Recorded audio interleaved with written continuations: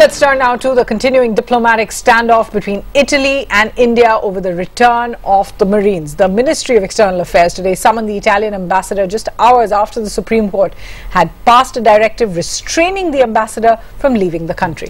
Well, the government of India is now reviewing diplomatic ties, even seeking support from the European Union. But beyond building pressure, what can Delhi do to ensure that the men charged with murder return to face trial here in India? Chief Diplomatic Correspondent Parul reports. Italy's ambassador has some explaining to do to the Supreme Court.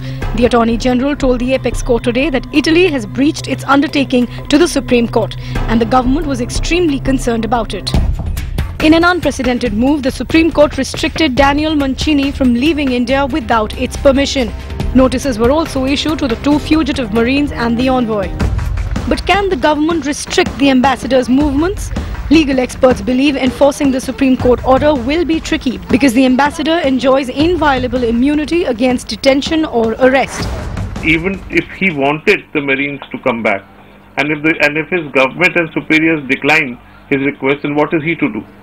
So to that extent, restraining him or in any way compelling him is not going to work.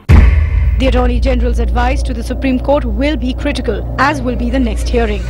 On 18th March, Italy will defend itself before the Apex Court.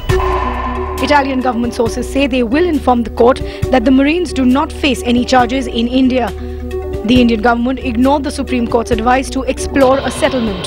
There's been a delay in setting up of a special court to try the men.